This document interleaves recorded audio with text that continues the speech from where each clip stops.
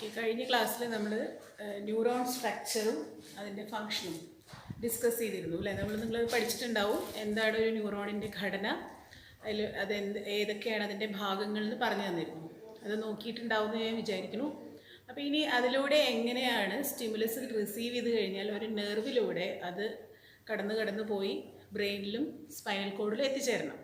അപ്പോൾ അങ്ങനെ എത്തിച്ചേരണമെങ്കിൽ ആ കിട്ടിയ സ്റ്റിമുലൈനെ അത് ഇമ്പൾസ് രൂപത്തിൽ എങ്ങനെയാണ് അത് ബ്രെയിനിലേക്ക് കൊണ്ടുപോവുക, ന്യൂറോണിലൂടെ ഈ ഇമ്പൾസ് എങ്ങനെയാണ് ട്രാൻസ്മിറ്റ് ചെയ്യപ്പെടുക എന്നാണ്. അതായത് ആവേഗങ്ങൾ എങ്ങനെയാണ് ന്യൂറോണിലൂടെ സഞ്ചരിച്ച് അടുത്ത ന്യൂറോണിലേക്ക് വന്ന് അവിടെ നിന്ന് വീണ്ടും അടുത്ത ന്യൂറോണിലേക്ക് പോയി അങ്ങനെ അത് തലച്ചോറിലും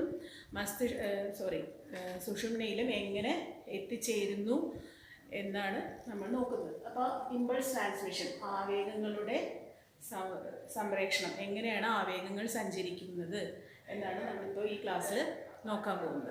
അപ്പോൾ നിങ്ങൾ ശ്രദ്ധിക്കേണ്ട കാര്യം, ന്യൂറോണിൻ്റെ ഘടന നിങ്ങൾ ശരിക്കും മനസ്സിലാക്കിയിട്ട് വേണം ഇരിക്കാൻ. അപ്പോൾ നമ്മൾ ആ ക്ലാസ് നന്നായി പഠിച്ചവർക്ക് മാത്രമേ ഞാനിപ്പോൾ പറയുന്ന കാര്യങ്ങൾ മനസ്സിലാവുള്ളൂ. അപ്പോൾ അത് ആദ്യം നന്നായി പഠിച്ചു എന്ന് ഉറപ്പായതിനു ശേഷം ഇത് ശ്രദ്ധിച്ച് കേൾക്കുക. അപ്പോൾ നോക്കൂ, ന്യൂറോണിൻ്റെ സ്ട്രക്ചർ ഒന്നുകൂടി പറയാം. എന്തായിരുന്നു? കോശ ശരീരം, അതിൽ നിന്നുള്ള ചെറിയ ബ്രാഞ്ചുകളെ നമ്മൾ ഡെൻഡ്രോൺ, അവ വീണ്ടും ചെറുതായി പിരിഞ്ഞിരിക്കുന്നു, അതിന് ഡെൻഡ്രൈറ്റ്. അതിൽ നിന്ന് നീളം കൂടിയ ബ്രാഞ്ചിനെ എന്ത് വിളിച്ചു? ആക്സോൺ. അതിൻ്റെ ശാഖകളെ ആക്സോണൈറ്റ്. ആക്സോണൈറ്റുകളുടെ അറ്റത്ത് കാണുന്ന ചെറിയ നോബുകളെ സിനാപ്റ്റിക് നോബ് എന്നും വിളിച്ചു. ഇനി ഇവിടെ ഒരു സ്റ്റിമുലൈ അല്ലെങ്കിൽ ഒരു ഉദ്ദീപനം ലഭിക്കുകയാണെന്ന് വിചാരിക്കും. ആ ഉദ്ദീപനം ഉണ്ടാകുന്ന ഭാഗത്ത് നിന്നും അത് ചലിച്ച് ഏതിലൂടെ കടന്നു പോകണം? ആക്സോണിലൂടെ കടന്നു പോയി സിനാപ്റ്റിക് നോബിലെത്തണം. അവിടെ നിന്നും അത് അടുത്ത ന്യൂറോണിലേക്ക് കൈമാറണം. ഇതെങ്ങനെയാണ് സംഭവിക്കുന്നതാണ് ഇപ്പോൾ പറയാൻ പോകുന്നത്. അപ്പോൾ ഈ കോശസ്തരം അല്ലെ, ഈ സെല്ലിൻ്റെ കോശസ്തരം അഥവാ സെൽ മെംബ്രെയിൻ, ഈ സെൽ മെംബ്രെയിൻ്റെ ഒരു റെപ്രസെൻറ്റേഷനാണ് ഞാൻ ഇവിടെ കാണിച്ചിട്ടുള്ളത്. ഇത് ആക്സോണിൻ്റെ ഒരു ഭാഗത്തെയാണ് ഇവിടെ കാണിച്ചിരിക്കുന്നത്.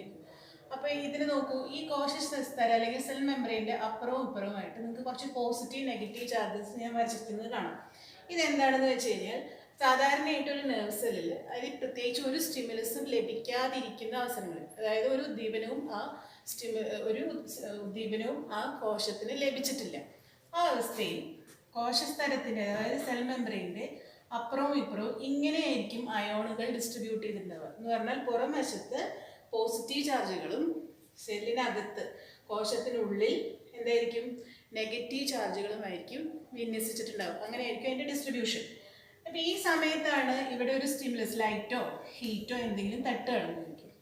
അപ്പോൾ എന്ത് സംഭവിക്കും? ഈ പോസിറ്റീവ് ചാർജുകൾ അകത്തേക്ക് വരും. ഇതിൻ്റെ കാരണമാകുന്നത് എന്താണെന്ന് ഞാൻ പറയാം.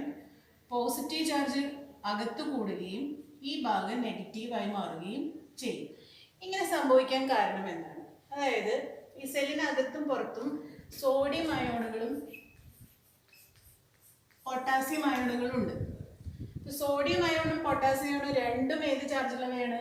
പോസിറ്റീവ് ചാർജുള്ള അയോണുകളാണ്. ഇതിൻ്റെ അളവ് പുറത്താണ് കൂടുതൽ. സോഡിയം പൊട്ടാസ്യം അയോണുകളുടെ അളവ് കൂടുതൽ പുറത്താണ്. അതുകൊണ്ട് തന്നെ ഈ സെൽ മെംബ്രെയിൻ്റെ പുറം ഭാഗത്ത് എന്ത് ചാർജ് ആയിരിക്കും കൂടുതൽ? പോസിറ്റീവ് ചാർജുകളായിരിക്കും കൂടുതലായിട്ടുണ്ടാവും.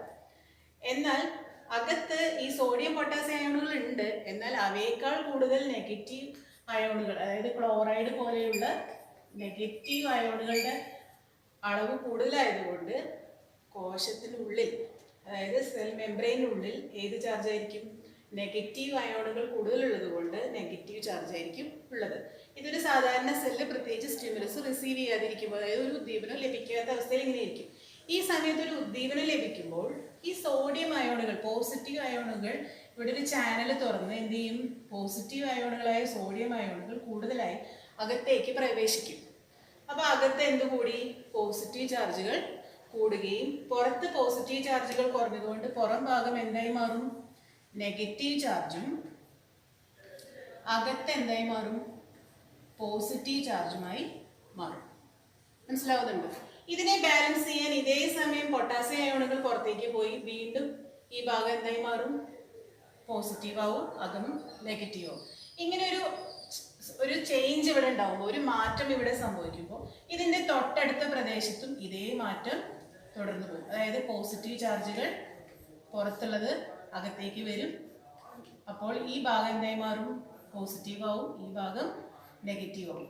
ഇതിങ്ങനെ തുടർന്ന് എവിടെ വരെ എത്തും? സിനാപ്റ്റിക് നോബ് വരെ എത്തും. ഞാൻ വ്യക്തമായെന്ന് വിചാരിക്കുന്നു. ഒന്നുകൂടി പറയാം.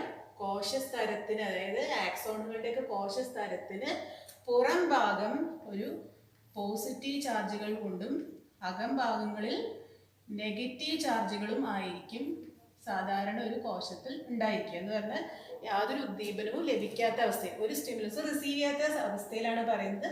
പോസിറ്റീവ് ചാർജുകളുടെ എണ്ണം പുറത്തായിരിക്കും കൂടുതൽ, നെഗറ്റീവ് ചാർജുകളുടെ എണ്ണം അകത്തായിരിക്കും കൂടുതൽ.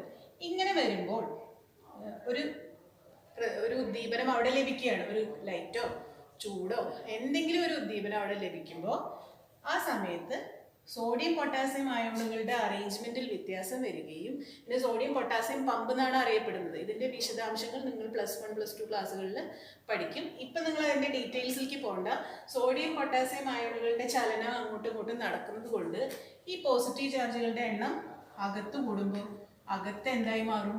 ഉദ്ദീപനം കിട്ടിക്കഴിയുമ്പോൾ അകത്ത് പോസിറ്റീവ് ചാർജും പുറത്ത് നെഗറ്റീവ് ചാർജും. ഇപ്പം ഇതാണ് സ്റ്റിമുലസ് റിസീവ് ചെയ്ത ഭാഗം. ഈ ഒരു മാറ്റം അടുത്ത ഭാഗങ്ങളിലേക്ക് പകർന്നു പോവാണ്. അപ്പോൾ ഇതിനിങ്ങനെ സംഭവിച്ചു കഴിയുമ്പോൾ ഇവിടെ ഓട്ടോമാറ്റിക്കലി എന്താവും? ഇവിടെ പോസിറ്റീവ് ആവും, പുറം നെഗറ്റീവ് ആവും. ഇവിടെ ഈ ഒരു മാറ്റം സംഭവിക്കുമ്പോഴേക്ക് ഇത് വീണ്ടും പഴയ പോലെ ഉണ്ടാവും. അതെന്താവും? ഇവിടെ പോസിറ്റീവ് ആവും, ഇവിടെ നെഗറ്റീവും, ഇവിടെ നെഗറ്റീവും പോസിറ്റീവും ആണ്. അപ്പോൾ ഈ മാറ്റം എവിടേക്ക് കടന്നു പോകും? ഇവിടെ പോസിറ്റീവ് എന്നുള്ളത് എന്തായി മാറും? നെഗറ്റീവ് ആവും, ഇവിടെ പോസിറ്റീവ് ആവും. അപ്പോഴത്തേക്ക് ഇത് വീണ്ടും പഴയ പോലെ ഇവിടെ പോസിറ്റീവ്, ഇവിടെ നെഗറ്റീവ്. ഈ രീതിയിൽ ആവേഗങ്ങൾ ഇവിടെ നിന്നും ആരംഭിക്കുന്നു? ഡെൻഡ്രൈറ്റിൽ നിന്നും ആരംഭിച്ച് ആക്സോണിലൂടെ കടന്നുപോയി സിനാപ്റ്റിക് നോബ് വരെ എത്തും. നോക്കൂ, സിനാപ്റ്റിക് നോബിൽ എത്തിക്കഴിഞ്ഞാൽ ഈ ആവേഗങ്ങൾക്ക് അടുത്ത ഡെൻഡ്രൈറ്റിലേക്ക് കൈമാറ്റം ചെയ്യപ്പെടണം, അല്ലേ? പക്ഷേ ഇതിനിടയിൽ രണ്ട് ന്യൂറോണുകൾക്കിടയിൽ നമുക്കൊരു വിടവ് കാണും. ഈ വിടവിനെ നമുക്ക് എന്ത് വിളിക്കാം? സിനാപ്റ്റിക് ക്ലെഫ്റ്റ്, സിനാപ്റ്റിക് വിടവ് എന്നാണ് അറിയപ്പെടുന്നത്. ഇപ്പൊ രണ്ട് ന്യൂറോണുകൾ കൂട്ടിമുട്ടിയിട്ടില്ല, ഇടയിൽ ഒരു വിടവുണ്ട്. ആ വിടവിന് പറയുന്ന പേരാണ് സിനാപ്റ്റിക് ക്ലെഫ്റ്റ് അഥവാ സിനാപ്റ്റിക് വിടവ്. അപ്പൊ എങ്ങനെയാണ് ഈ സിനാപ്റ്റിക് ക്ലെഫ്റ്റിലൂടെ ആവേഗങ്ങളെ അല്ലെങ്കിൽ ഇമ്പൾസിനെ ട്രാൻസ്മിറ്റ് ചെയ്യുന്നത്? അതിനായിട്ടൊരു പ്രത്യേക സംവിധാനമുണ്ട്. സിനാപ്റ്റിക് നോബിൽ നിന്നും ചില രാസവസ്തുക്കൾ, കെമിക്കൽ സബ്സ്റ്റൻസസ് പ്രൊഡ്യൂസ് ചെയ്യപ്പെടും, ഉൽപ്പാദിപ്പിക്കപ്പെടും. അതിൻ്റെ പേരാണ് ന്യൂറോ ട്രാൻസ്മിറ്റേഴ്സ്. ന്യൂറോ ട്രാൻസ്മിറ്റേഴ്സ് എന്നാണ് അറിയപ്പെടുന്നത്. സിനാപ്റ്റിക് നോബിൽ നിന്നും ഉൽപ്പാദിപ്പിക്കപ്പെടുന്ന രാസവസ്തുക്കൾക്ക് പറയുന്ന പേരാണ് ന്യൂറോ ട്രാൻസ്മിറ്റേഴ്സ് അഥവാ നാഡീയ പ്രേക്ഷകം. സാധാരണ ഈ രണ്ട് നാഡീയ പ്രേക്ഷകങ്ങളാണ് അറിയപ്പെടുന്നത്, അസറ്റൈൽ കോളിനും ഡോപ്പമിനും. ഈ നാഡീയ പ്രേക്ഷകങ്ങൾ സിനാപ്റ്റിക് നോബിൽ നിന്നും ഉൽപ്പാദിപ്പിക്കപ്പെടുകയും അവ ഈ വിടവിലൂടെ സിനാപ്റ്റിക് ക്ലെഫ്റ്റിലൂടെ പോയി അടുത്ത ന്യൂറോണിന്റെ ഡെൻഡ്രൈറ്റിന് ഉദ്ദീപനമായി മാറുകയും ചെയ്യും. അപ്പോൾ വ്യക്തമായിട്ടുണ്ടാവുകയായിരുന്നു, ഈ സിനാപ്റ്റിക് നോബ് ഉൽപ്പാദിപ്പിക്കുന്ന രാസവസ്തുക്കളാണ് ന്യൂറോ ട്രാൻസ്മിറ്റേഴ്സ് അഥവാ നാഡീയ പ്രേക്ഷകം. രണ്ട് തരം നാഡീയ പ്രേക്ഷകങ്ങളാണ് കാണാറുള്ളത്, അസറ്റൈൽ കോളിനും ഡോപ്പമിനും. ഈ രാസവസ്തുക്കൾ സിനാപ്റ്റിക് ക്ലെഫ്റ്റിലൂടെ അഥവാ സിനാപ്റ്റിക് വിടവിലൂടെ സഞ്ചരിച്ച് അപ്പോൾ അടുത്ത ന്യൂറോൺ ഇവിടെ നിൽക്കുന്നുണ്ടല്ലോ, അതിൻ്റെ ഡെൻഡ്രൈറ്റിൽ എത്തിച്ചേരും. അപ്പോൾ ഈ ഡെൻഡ്രൈറ്റിന് ഈ രാസവസ്തു തട്ടുമ്പോൾ അടുത്ത ഉദ്ദീപനം ലഭിക്കുകയും ഇതേപോലെ ഇമ്പൾസ് ട്രാൻസ്മിഷൻ നടന്ന് എവിടെ എത്തും? അടുത്ത ന്യൂറോണിൻ്റെ സിനാപ്റ്റിക് നോബിലെത്തും. ഇവിടെ നിന്ന് വീണ്ടും നാഡീയ പ്രേക്ഷകങ്ങൾ വരും അഥവാ ന്യൂറോ ട്രാൻസ്മിറ്റേഴ്സ് വരും, അടുത്ത ന്യൂറോണിനെ അത് സ്റ്റിമുലേറ്റ് ചെയ്യും. ഈ രീതിയിൽ ഓരോ ന്യൂറോണിൽ നിന്നും അടുത്ത ന്യൂറോണിലേക്ക് ആവേഗങ്ങൾ സഞ്ചരിച്ച് അതിൻ്റെ എവിടെയാണോ എത്തിച്ചേരേണ്ടത് അവിടെ വരെ എത്തും. അപ്പോൾ ഇത്രയുമാണ് ഇമ്പൾസ് ട്രാൻസ്മിഷനെ കുറിച്ച് മനസ്സിലാക്കേണ്ടത്. ഇതിൽ പങ്കുവഹിക്കുന്നത് ന്യൂറോണുകൾ അതുപോലെ ന്യൂറോ ട്രാൻസ്മിറ്റേഴ്സുമാണ്. ഇനി എന്താണ് ഒരു സിനാപ്സ് എന്ന് പറഞ്ഞാൽ? രണ്ട് ന്യൂറോണുകൾക്കിടയിൽ കാണുന്ന വിടവിനെയാണ് നമ്മൾ എന്ത് വിളിച്ചത്? Synaptic cleft. ഇപ്പോൾ സിനാപ്സ് എന്ന് പറഞ്ഞാൽ രണ്ട് ന്യൂറോണുകൾക്കിടയിലുള്ള ജംഗ്ഷൻ, അതിനെ എന്ത് വിളിക്കാം? സിനാപ്സ് എന്ന് വിളിക്കാം. ഇത് കൂടാതെ ഒരു ന്യൂറോണിൻ്റെ അറ്റം ഒരു മസിൽ സെല്ലിൽ ചെന്ന് അവസാനിക്കുകയാണ് വിചാരിക്കും. അപ്പോൾ ആ ന്യൂറോണും മസിൽ സെല്ലും തമ്മിലുള്ള ജംഗ്ഷനെ എന്ത് വിളിക്കും? സിനാപ്സ് എന്ന് വിളിക്കും.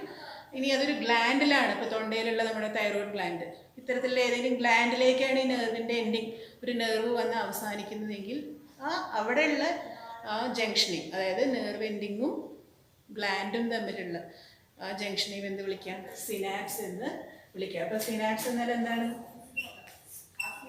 സിനാപ്സ് ഈസ് എ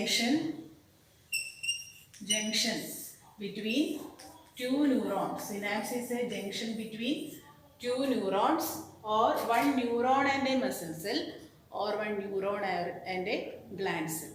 Synapse എന്നാൽ ഒരു ന്യൂറോണിൻ്റെയും മറ്റൊരു ന്യൂറോണിൻ്റെയും ഇടയിലുള്ള ജംഗ്ഷനെയും സിനാപ്സ് എന്ന് വിളിക്കുന്നു. ഒരു ന്യൂറോണും ഒരു മസിൽ സെല്ലും തമ്മിലുള്ള ജംഗ്ഷനെയും സിനാപ്സ് എന്ന് വിളിക്കുന്നു. ഒരു ന്യൂറോണും ഒരു ഗ്ലാൻഡ് സെല്ലും തമ്മിലുള്ള ജംഗ്ഷനെയും എന്ത് വിളിക്കാം? സിനാപ്സ് എന്ന് വിളിക്കാം.